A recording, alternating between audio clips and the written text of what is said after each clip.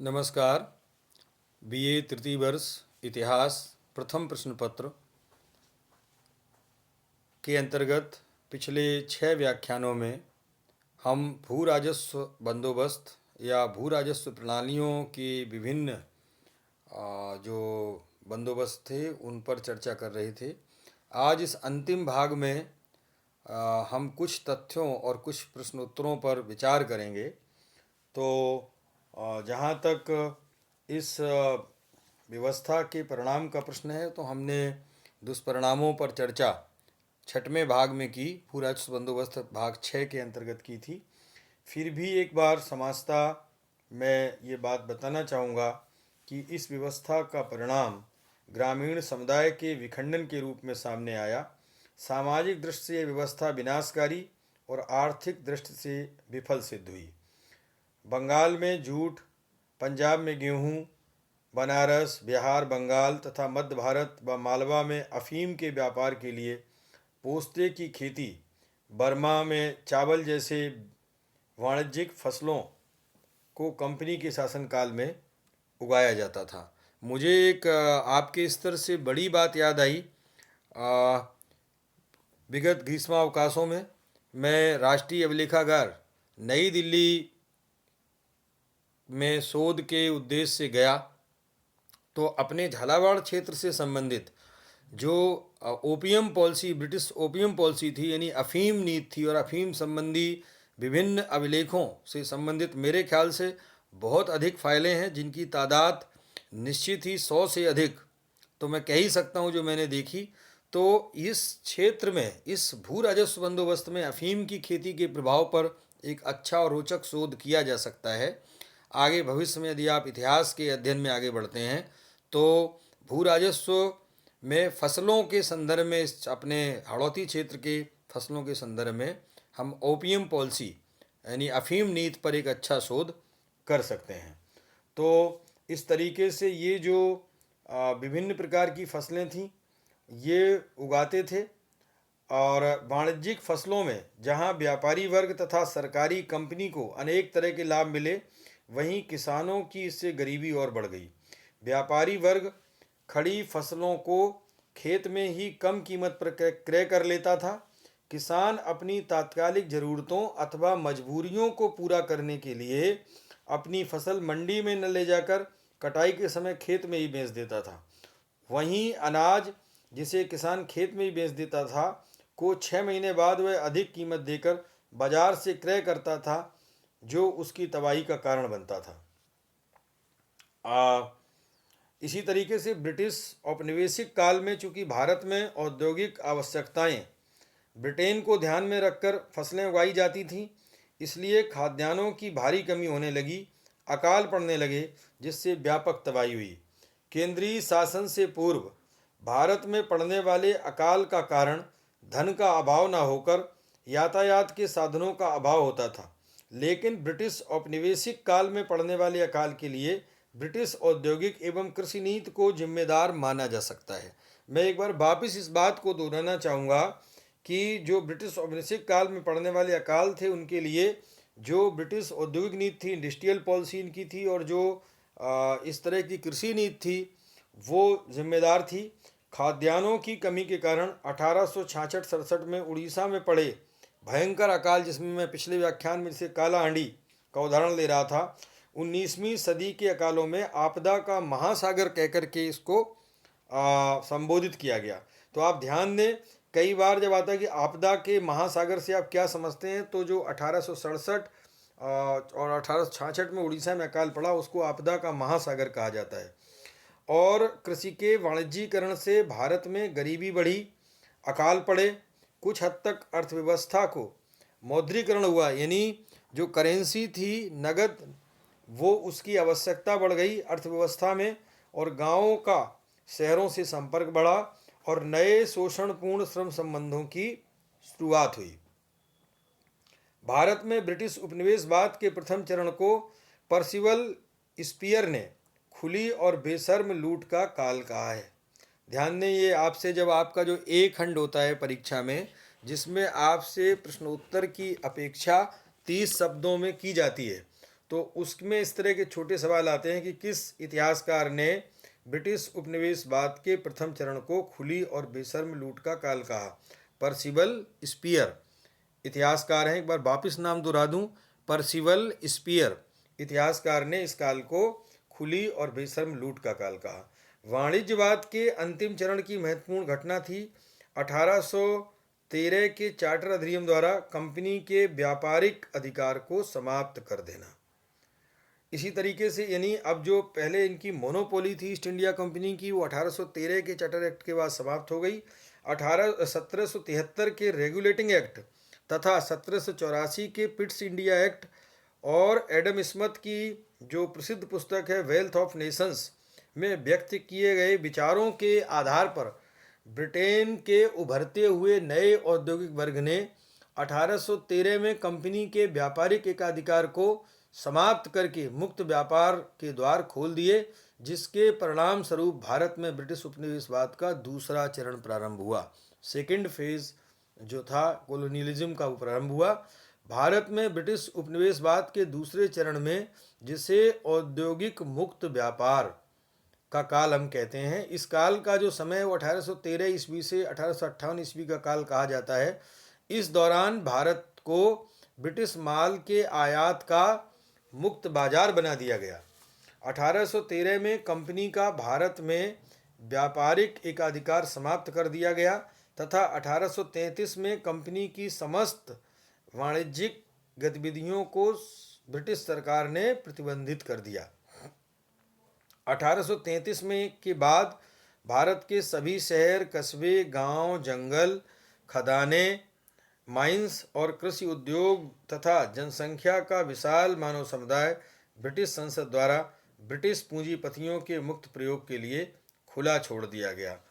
British उपनिवेशवाद के इस चरण में भारत का उपयोग ब्रिटेन की मशीन निर्मित वस्तुओं के एक बाजार के रूप में तथा ब्रिटेन पर निर्भर एक ऐसे उपनिवेश के रूप में करना चाहता था जो ब्रिटेन के उद्योगों के लिए कच्चे माल और खाद्यान्नों का उत्पादन एवं पूर्ति करे। बहुत सारी बात हमें तथ्यात्मक रूप से याद आती है, जिसका बाद में साहित्य में बहुत ही मार्मिक चित्रण हुआ। Viewers weaving all the night, यानी जुलाहा रात भर कपड़ा बुनता है किंतु उसको फिर भी भरपेट खाना नहीं मिल पाता है। तो इस तरीके से बहुत सारे तथ्य भू राजस्व बंदोबस्त के बारे में हैं जो आपकी न सिर्फ इस बीए तृतीय वर्ष की परीक्षा में आते हैं, बल्कि जो प्रतियोगी परीक्षाएं विभिन्न प्रकार की पटवारी से लेकर के और आईएएस तक की प्रारंभिक परीक्षा में वो इस तरह के प्रश्न छोटे छोटे आते हैं जिनमें आपकी मेधा को उस तरह परखा जाता है, जैसे कि कैप्टन रीड तथा टॉमस मुनरो भू राजस्व के किस व्यवस्था के प्रतिपादक थे। सामान्य सा प्रश्न है कि भाई रैयतवाड़ी व्यवस्था इन दोनों अधिकारियों के निर्देशन में प्रारंभ हुई। तो इसी तरीके से इस तरह के बहुत सारे छोटे छोटे सवाल हैं जिनको हम देख सकते हैं। इसी क्रम में जो अन्य प्रश्न बन सकते हैं कि रैयतवाड़ी व्यवस्था में भिन्न समय और स्थानों पर लगान कितना वसूल किया जाता था। तो बहुत सीधा प्रश्न उत्तर हो सकता है कि 33 से 55% तक इस व्यवस्था में भू राजस्व प्राप्त किया जाता था। अगला प्रश्न हो सकते हैं कि ईस्ट इंडिया कंपनी को उसके वाणिज्यिक कार्यों से किस अधिनियम के द्वारा वंचित कर दिया गया। तो 1833 के चार्टर एक्ट के द्वारा।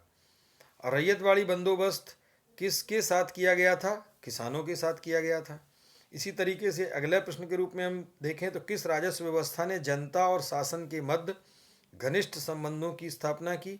रैयतवाड़ी व्यवस्था के माध्यम से हुई, क्योंकि सीधे जो किसान थे उनसे कर वसूल किया जाता था। रैयतवाड़ी व्यवस्था बम्बई में कब लागू की गई थी? बहुत सीधा प्रश्न है, ये कई बार आया भी है। सन 1825 ईस्वी में बम्बई प्रेसिडेंसी में रैयतवाड़ी व्यवस्था लागू की गई थी। अगले प्रश्न के रूप में जरा माहलवाड़ी में देखते हैं। माहलवाड़ी भू राजस्व व्यवस्था के में बहुत से प्रश्न होते हैं, जैसे सर्वप्रथम यह व्यवस्था कहाँ लागू की गई थी? तो आगरा तथा अवध के कुछ भागों में यह व्यवस्था लागू की गई थी।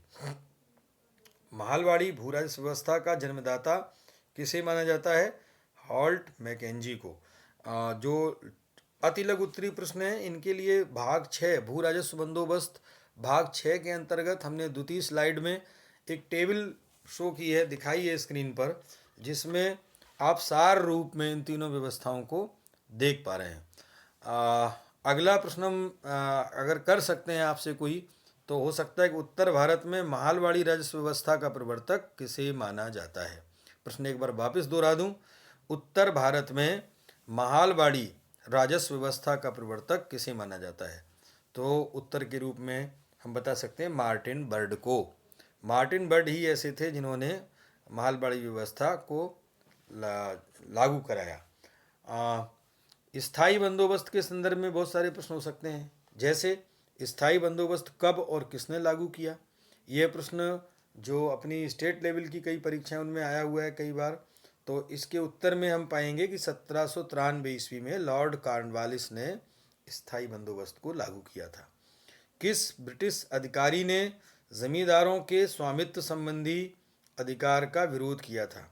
किस ब्रिटिश अधिकारी ने जिमीदारों के स्वामित्व संबंधी अधिकार का विरोध किया था? उत्तर में हम लिखेंगे जेम्स ग्रांट ने इनके जो स्वामित्व संबंधी अधिकार है उनका विरोध किया था। स्थायी बंदोबस्त के निर्धारण में कॉर्नवालिस का प्रमुख परामर्शदाता कौन था? स्थायी बंदोबस्त के निर्धारण में कॉर्नवालिस का प्रमुख परामर्शदाता कौन था? सर जॉन शोर तथा चार्ल्स जेम्स ग्रांट, ये दो जो अधिकारी थे, ये इस व्यवस्था को इन्होंने लागू किया था। स्थायी बंदोबस्त के अंतर्गत सूर्यास्त कानून सनसेट लॉ से क्या तात्पर्य है? ये भी प्रश्न महत्वपूर्ण है। सनसेट लॉ की चर्चा मैंने की थी।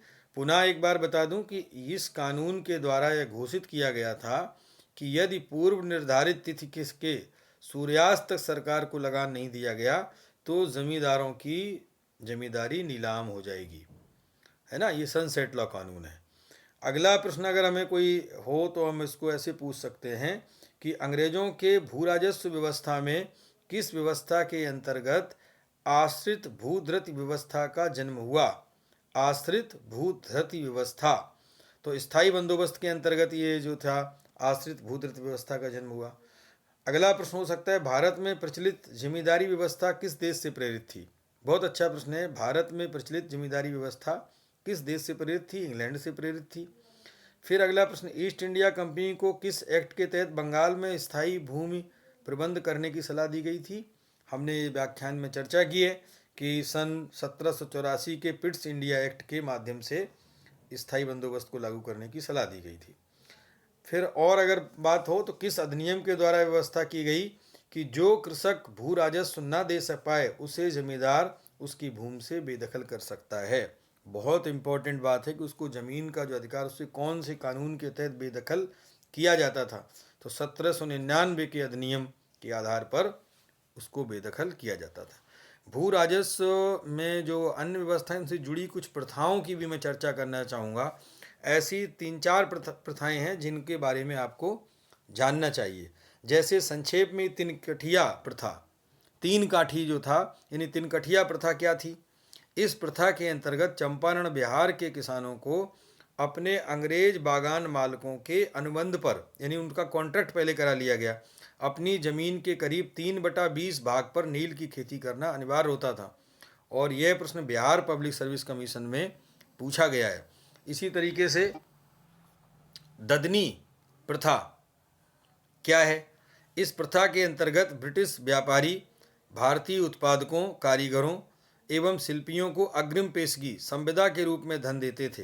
ये भी प्रश्न आया, वो ददनी प्रथा, यानी उससे संविदा करके उसे धन दे देते थे और बाद में वो जो है उस संविदा के आधार पर उतना उन्हें माल देने के लिए बाध्य होते थे जो हमारे उत्पादक, कारीगर या शिल्पी होते थे।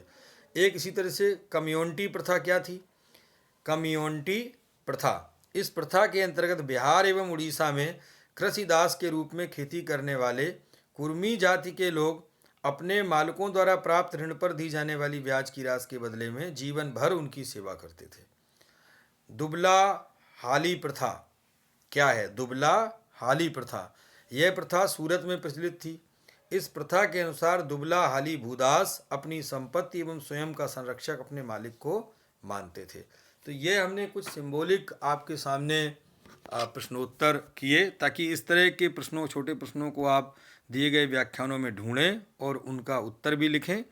और इस तरह से ये जो व्याख्यान था भू राजस्व बंदोबस्त पर, हमारे सक्रिय छात्र श्री अनिल लोधा के कहने पर या उनकी मांग पर हमें इसे सिलेबस में स्थान से पहले ही रिकॉर्ड करना पड़ा, क्योंकि उनका भू राजस्व बंदोबस्त की जानकारी में अभिरुचि है, जिज्ञासा है और वो इंटरेस्टेड थे, तो हमने इसको रिकॉर्ड किया। अगर आपको कोई जिज्ञासा इस भू राजस्व बंदोबस्त के संदर्भ में हो तो आप कमेंट बॉक्स में कमेंट अवश्य लिखें, और अगला हम व्याख्यान फिर आपके सामने प्रस्तुत करेंगे। धन्यवाद।